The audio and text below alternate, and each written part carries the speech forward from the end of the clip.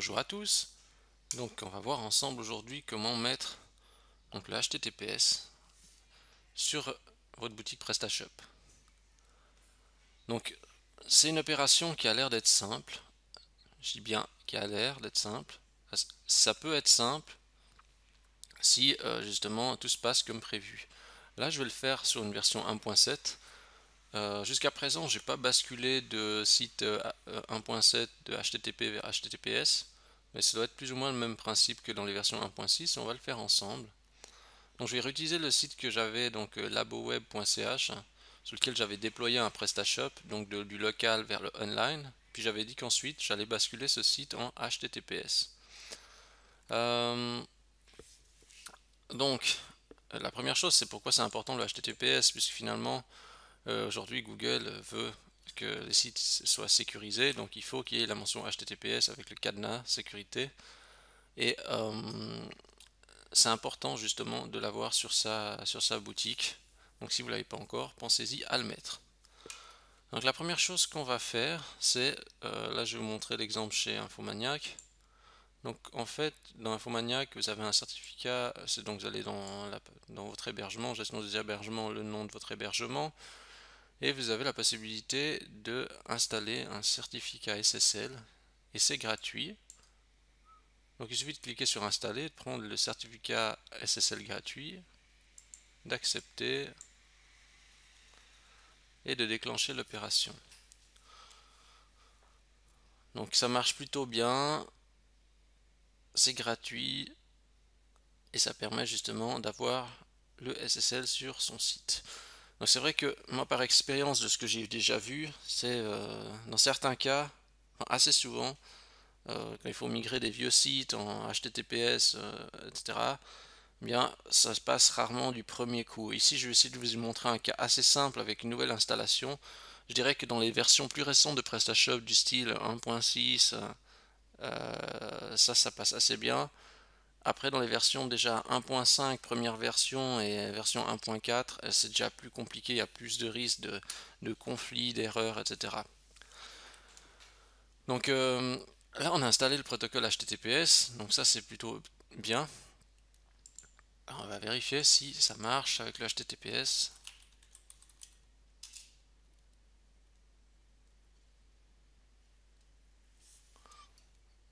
Une petite erreur.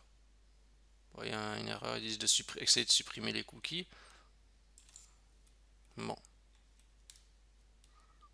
on peut essayer de supprimer les cookies pour voir. Donc là j'ai juste appuyé sur la touche F12 de mon navigateur.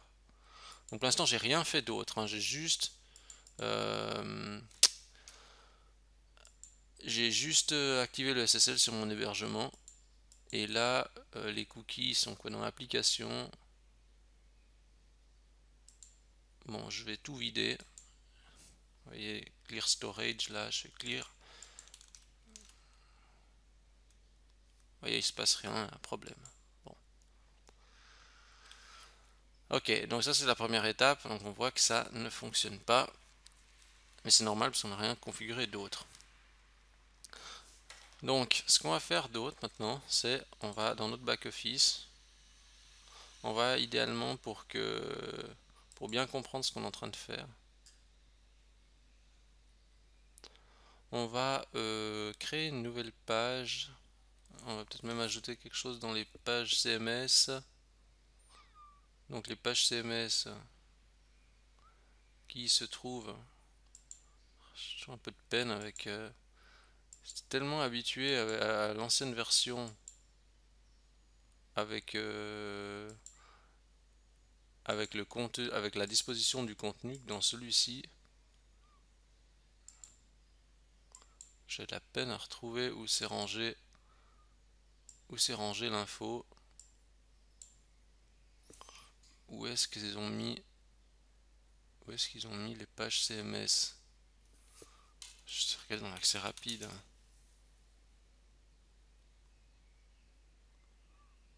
Ah, c'est dans apparence. Je comprends pas la logique. Apparence page. C'est pas logique de mettre ça là-dedans. Enfin bref. Ici dedans, je vais par exemple, je sais pas, dans la partie livraison. Allez, je mets par exemple un lien. Je mettre par exemple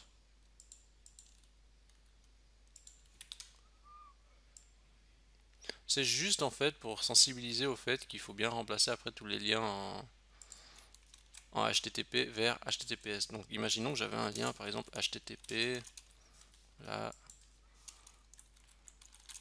truc chose. C'est un lien factice, hein, mais qui est en HTTP. J'enregistre. Juste vérifier que le lien a été conservé. Oui. Ok. Donc, maintenant, ce qu'on va faire, c'est on va exporter notre base de données.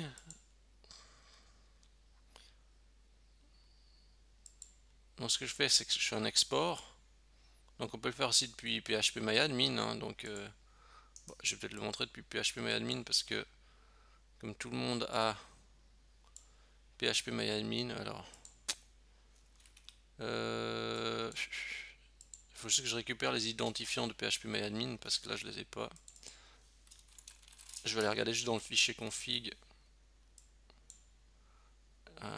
Qui n'est plus le fichier config qui est maintenant dans la version 1.7. C'est dans c'est quoi, dans app config parameters.php.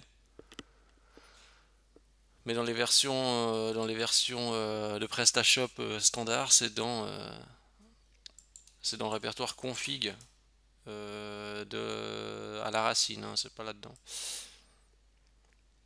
Bon, là on voit, j'ai les identifiants de ma base, utilisateur, mot de passe. Parfait. Et je vais en fait exporter cette base en format SQL. Donc dans la partie export, j'exporte la base. Ça devrait aller assez vite parce que la base n'est pas normalement gigantesque.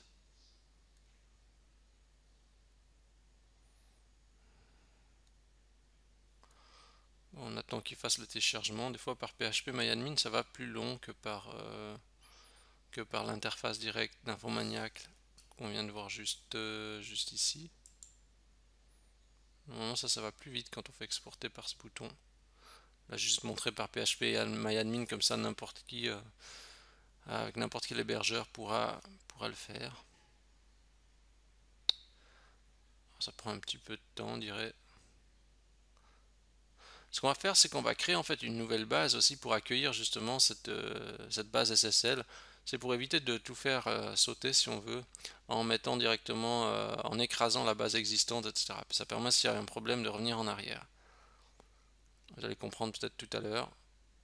Alors il met vraiment du temps pour exporter cette base, alors elle fait même pas un méga.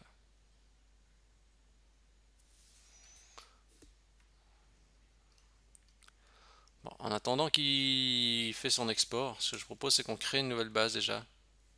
Je vais juste noter peut-être les identifiants de la base. Alors, on va créer une nouvelle base. Vous voyez, celle-ci, c'est celle qui est. Ça, c'est celle qui est. Ah ben, il a fini. Donc en fait, je crée une nouvelle base qui va s'appeler ORKL PS. Donc ça, c'est déjà comme elle s'appelait l'autre base. Là, je l'appelle SSL. C'est le PrestaShop SSL Production. J'ai pas besoin de créer un utilisateur associé, j'utilise déjà l'utilisateur qui existe déjà. Ça va me créer une nouvelle base vide en fait. Comme ça, j'ai deux bases, j'ai l'APS et l'APS SSL. Maintenant, je vais prendre mon fichier SQL que j'ai téléchargé et je vais directement l'ouvrir. Et là, je vais rechercher en fait si je trouve des occurrences pour LaboWeb. Voilà, vous voyez, en fait, on retrouve le http laboweb.ch, l'élément qu'on a mis tout à l'heure. Et ce qu'on va faire, nous, c'est on va faire un contrôle H dans notre fichier et on va rechercher tout ce qui concerne laboweb.ch et on va remplacer par https. On va faire un remplacer tout. Vous voyez, il dit là, il a juste remplacé une occurrence avant. J'essaie juste de mettre aussi, de vérifier s'il n'y a pas des occurrences avec 3 fois W. Non, c'est bon. Donc on a tout remplacé. Bon, ici il n'y a pas beaucoup de liens, c'est normal, mais quand on fait cette opération, vous allez peut-être avoir plein de liens qui seront remplacés. Le but, c'est de remplacer tous les liens HTTP de votre domaine par https / votre domaine. Donc là c'est bon, on a fait ça, donc c'est bien.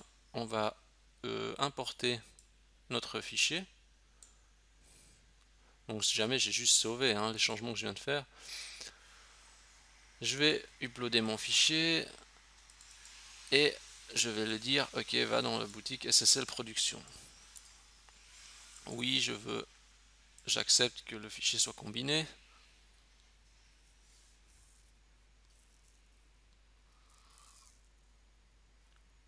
Alors, qu'est-ce qu'il nous dit? Il dit qu'il y a quoi? Il y a un petit problème. On sait pas trop s'il a réussi à faire l'opération ou pas. Bon, on va supprimer notre base qu'on a créée parce que là il y a une erreur. J'ignore pourquoi la cause de cette erreur. Donc je vais en fait recréer ma base. PrestaShop production. Oh, même je peux peut-être directement importer le fichier comme ça.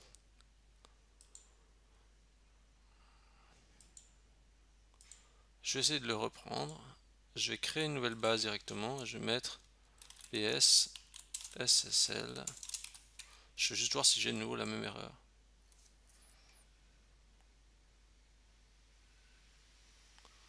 Warning. Il n'arrive pas à créer l'élément. Bon, qu'est-ce qu'il y a pourtant dans ce fichier? Alors quand on a une erreur, pas trop le choix, on regarde s'il y a juste quelque chose de bizarre dans le fichier. Non, il a l'air d'être normal. Première vue, il a l'air d'être normal. Je vais pas exporter d'autres tables. Il veut quand même pas l'exporter. Alors, ce qu'on fait, c'est on va recréer une nouvelle base vide, nouveau SSL. Pas trop le choix, parce que une fois quand ça marche pas, on essaye jusqu'à ce que ça fonctionne. Alors, on donne les droits à cet utilisateur. Et on va aller directement dans phpMyAdmin. Qu'il faut qu'on se relog à nouveau. Alors, je sais que des fois c'est un petit peu pénible parce qu'on doit faire des allées et venues pour comprendre un petit peu ce qui se passe. Mais ça fait partie du processus. Là on a notre base SSL qui est vide. Je vais essayer d'importer le fichier depuis là.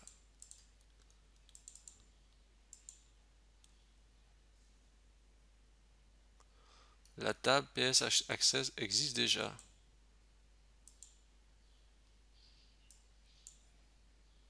Pourtant elle n'a pas l'air d'exister.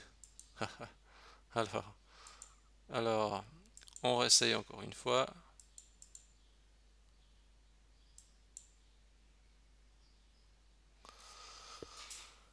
La table PS Access existe déjà. Et ce qui n'est pas le...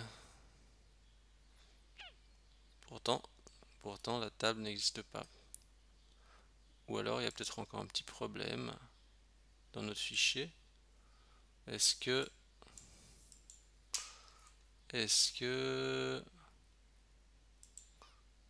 ça serait à cause de ça? Bon, ici on a une petite subtilité que je n'ai peut-être pas pensé. Je vois qu'il essaye d'utiliser la base de données, cette base de données. Peut-être que je devrais pas faire ça. Vous voyez, dans le fichier au début, là, je vois qu'il essaie de faire ça sur le fichier. Il essaie de manipuler mon ancienne base. Je vais mettre la nouvelle base SSL. On peut faire aussi plus simple. Là, je vois que je suis en train de modifier vraiment ce fichier SQL, mais on peut faire aussi plus simple. Mais je veux que vous compreniez qu'il faut retoucher ce fichier SQL.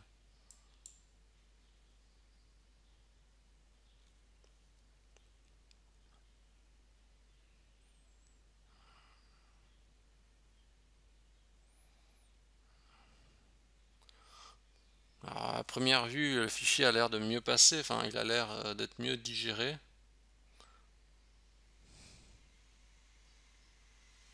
Alors je sais pas combien de temps il va prendre pour importer ça. Ah ça a été vite. Alors, là on voit que ça a passé, donc si jamais vous avez le même problème, une erreur, essayez de modifier ici juste ça, vous changez le nom de la base, vous mettez le nouveau nom de base au début de ce fichier. Maintenant, ce qu'on va faire c'est que, vous voyez notre fichier paramètres, on va changer on va modifier le paramètre, on va mettre que c'est la nouvelle base sur laquelle il doit se connecter. Donc on va dire que la nouvelle base maintenant c'est underscore SSL. Mais pour être sûr que le fichier soit bien pris en compte, je vais faire une erreur volontaire, je vais mettre SSL 55. Je fais toujours ça pour être sûr que je suis en train de faire le changement au bon endroit. Donc je remplace mon fichier. Là il y a une erreur fatale. Donc ça veut dire qu'il y a un problème. Donc c'est bon signe, ça a l'air d'être le bon fichier que je modifie. Je remets juste PSSSL. Je réécrase mon fichier paramètres. Et là, ça me redirige, ça me revient avec l'erreur que j'avais avant, mais ça veut dire que ça a bien pris en compte la base que j'ai changée, quoi. On n'a plus cette fatale erreur.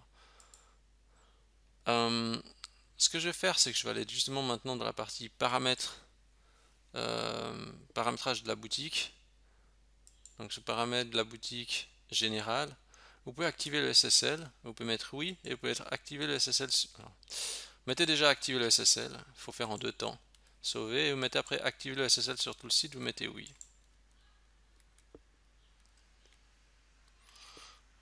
On teste le chargement de page et on voit que ça fonctionne. J'aurais pu vous montrer directement l'activation de l'option direct après. Peut-être que ça aurait été plus clair pour vous. Ça fait moins, vous avez moins l'impression qu'après le site il est perturbé.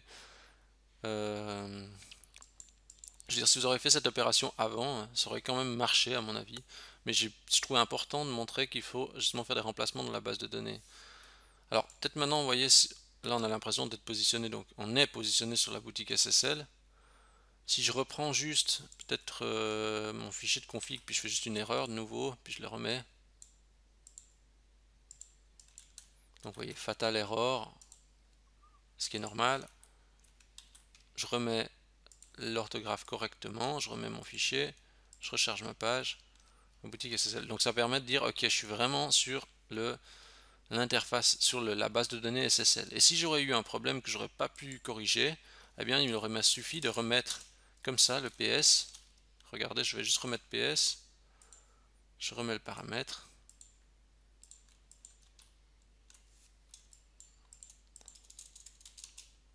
Alors ici c'est un petit peu délicat parce que je vois qu'il ne le prend pas tout de suite, c'est parce que le navigateur maintenant il croit que le site est en HTTP, classique au lieu de HTTPS. Donc bon, si vous avez compris, en fait le principe c'est que grâce à ce système, comme vous avez deux bases, vous pouvez revenir en arrière si vous avez trop de difficultés sur la migration que vous êtes en train de faire. Donc maintenant, ce qu'on peut faire, c'est en HTTPS, on voit, en plus le cadenas il est là, il n'y a pas d'erreur. Regardez ici s'il y a une erreur, hein, en haut à droite. Si vous avez une erreur, eh bien vous devrez la corriger. J'ai juste allé dans la partie livraison par exemple. Là, vous voyez en fait en bas à droite ici, en bas à gauche pardon, on voit que c'est écrit HTTPS. Donc ça prouve que notre emplacement de base de données a fonctionné. Et si je vais dans apparence page, je vais juste aller essayer de faire un changement. Je veux dire dans livraison, je vais modifier le lien, je vais dire ok, c'est plus HTTPS, c'est HTTP. Alors je pense que ça va quand même le transformer, à mon avis.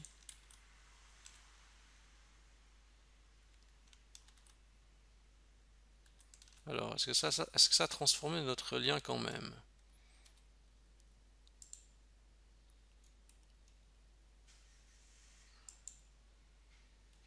Non, ça n'a pas transformé notre lien.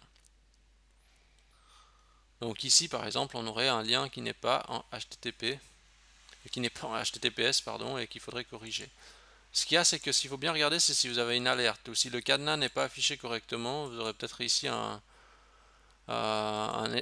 mention comme quoi il y a des éléments non sécurisés sur la page et il faudra les corriger. Alors ici c'est assez facile parce que dans le sens où finalement le HTTPS, on a juste à activer l'option et à faire un remplacement par la base de données. Mais parfois il peut y avoir par exemple des liens qui ont été codés en dur dans le template, etc. Alors là c'est plus compliqué parce que par exemple il y a quelqu'un qui a peut-être je sais pas mis un lien je sais pas, par exemple en bas dans le footer, il a écrit un lien HTTP et là en fait ça peut causer justement une erreur sur la page. parce qu'il y a un mix de contenu, donc des liens HTTP et des liens HTTPS. Donc il faut que tout soit en HTTPS pour les liens internes. Et si vous ne savez pas où il est le lien, parce que vous avez fait le remplacement de la base de données et que vous avez mis forcer le HTTP partout sur le site, eh bien ce qu'il faudra faire, c'est absorber, il faudra télécharger toute la source de votre boutique, et vous faites une recherche sur, par exemple, voilà, HTTP //laboweb, et vous recherchez dans tout votre projet s'il n'y a pas des URL qui ont été mis en dur dans votre projet. Et vous allez peut-être tomber sur des URL qui ont été mises en dur qu'il faudra corriger. Il se peut aussi qu'il y ait certains modules qui n'utilisent pas les bons préfixes et qui ne mettent pas le HTTPS. Donc là, de nouveau, c'est un peu plus subtil.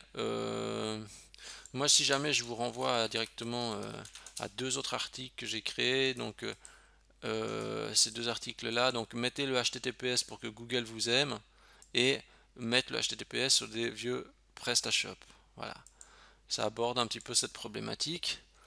Donc, vous pouvez toujours aspirer les sources de votre site et faire une recherche s'il y a des liens qui ont été mis en dur.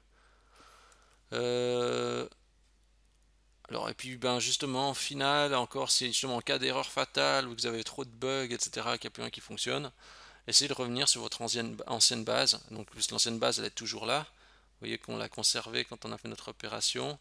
Donc elle est toujours disponible et vous pouvez toujours switcher sur l'ancienne base grâce au fichier de configuration.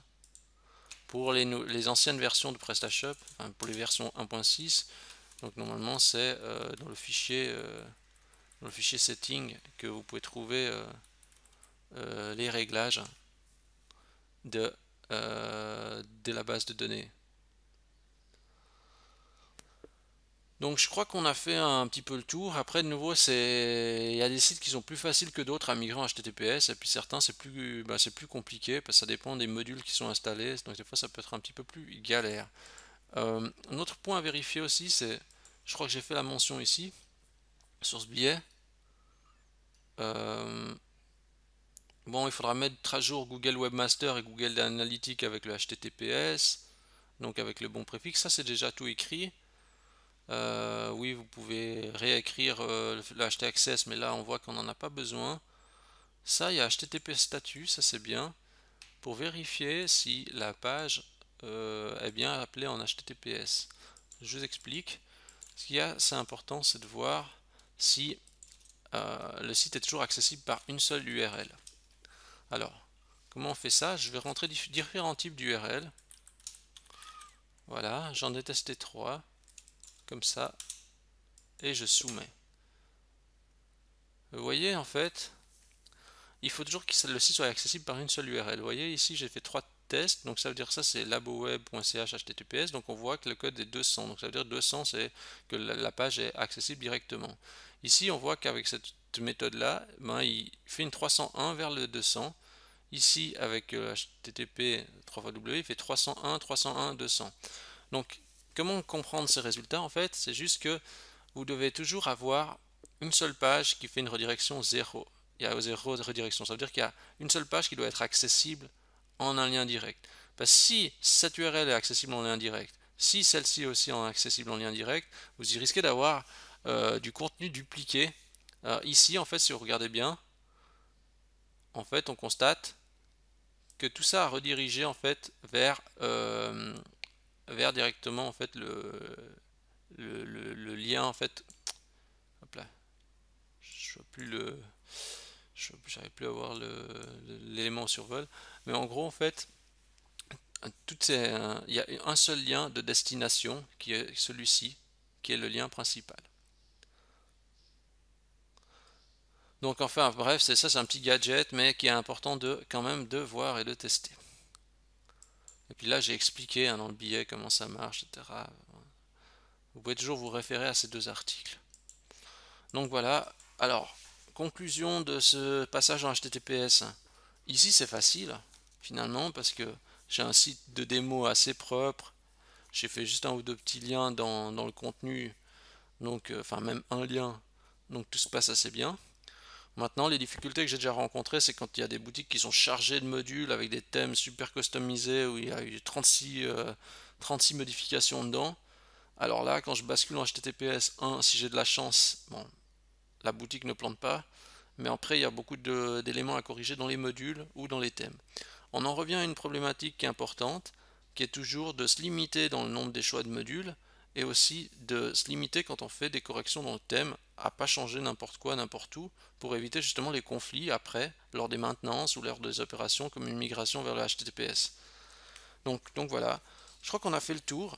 Vous avez ici déjà un exemple des bases pour démarrer avec l'HTTPS et votre boutique. Si vous avez déjà fait la migration avec le HTTPS, n'hésitez pas à laisser un petit commentaire si vous avez déjà des astuces, des trucs, ou que vous avez découvert certaines choses. N'hésitez pas à faire un petit retour, c'est toujours enrichissant aussi pour les autres. Et sur ce, je vous remercie déjà d'avoir regardé cette vidéo, d'être toujours plus nombreux à vous être abonnés à la chaîne YouTube, ça me fait vraiment plaisir. Donc n'hésitez pas à laisser un commentaire, un petit conseil, une petite remarque sur des choses que vous avez déjà eu l'expérience. Sur ce, n'hésitez pas à vous abonner à la chaîne si vous aimez ce que je propose. Et de mon côté, je vous dis à la semaine prochaine pour une nouvelle vidéo.